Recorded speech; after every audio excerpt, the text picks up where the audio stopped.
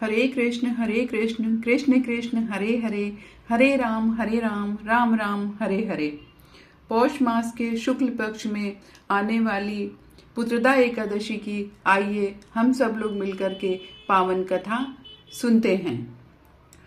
ओम श्री सद्गुरुदेवाय नमः। ओम श्री गणेशाय नमः। एक बार महाराज युधिष्ठिर भगवान श्री कृष्ण से बोले कि हे स्वामी, कृपा करके पौष मास के शुक्ल पक्ष में आने वाली एकादशी का महात्म्य बताइए। उसका क्या नाम है, उसे करने की क्या विधि है, उसमें किस देवता का पूजन किया जाता है, यह सब कृपा करके मुझसे कहें। युधिष्ठिर के ये वचन सुन करके भगवान श्री कृष्ण ने कहा कि हे राजन, पौष मास के शुक्ल पक्ष की जो एकादशी है उसका नाम पुत्रदा एकादशी है। पुत्रदा एकादशी को नाम मंत्रों का उच्चारण करके फलों के द्वारा श्री हरि का पूजन किया जाता है। इसी प्रकार धूप दीप से भी भगवान की पूजा अर्चना की जाती है। पुत्रदा एकादशी को विशेष रूप से दीपदान करने का विधान है।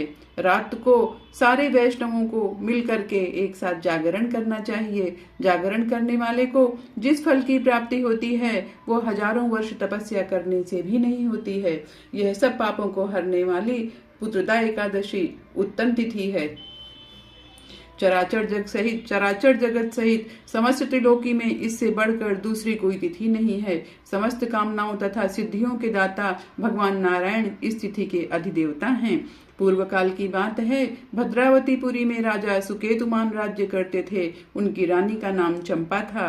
राजा को बहुत समय तक कोई वंशधर पुत्र नहीं प्राप्त हुआ, इसलिए दोनों पति पत्नी सदा चिंता और शोक में डूबे रहते थे।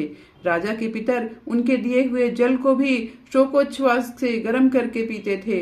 राजा के बाद और कोई ऐसा नहीं दिखाई देता था जो हम लोगों को तर्पण करेगा। ऐसा सोच सोच कर पितर दुखी रहते थे।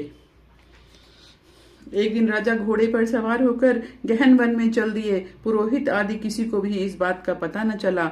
मृग और पक्षियों से सेवित उस सघन वन में राजा भ्रमण करने लग गए। मार्ग में कहीं सियार की बोली सुनाई पड़ती तो कहीं उल्लुओं की आवाज आती।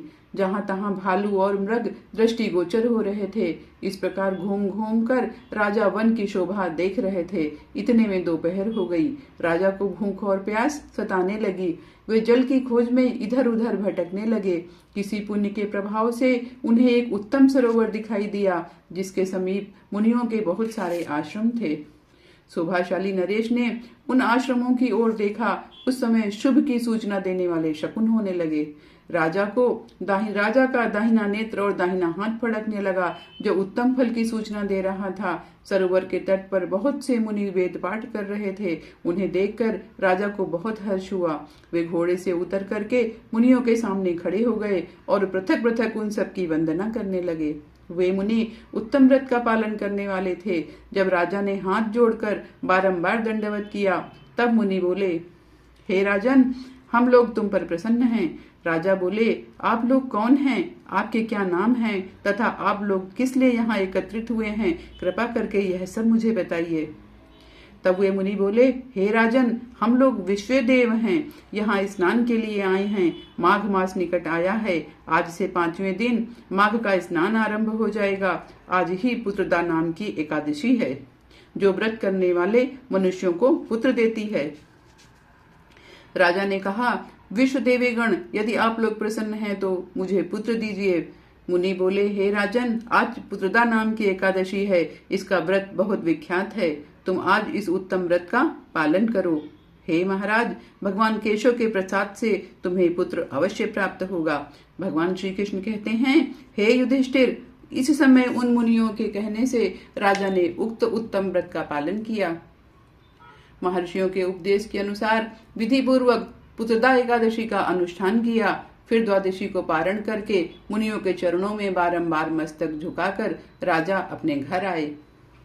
तदनंतर रानी ने गर्भ धारण किया। प्रसव काल आने पर पुण्यकर्मा राजा को तेजस्वी पुत्र प्राप्त हुआ, जिसने अपने गुणों से पिता को संतुष्ट किया। वह प्रजा का पालक हुआ। इसलिए हे राजन, पुत्रदा का उत्तम व्रत अवश्य करना चाहिए। मैंने लोगों के हित के लिए तुम्हारे सामने इसका वर्णन किया है।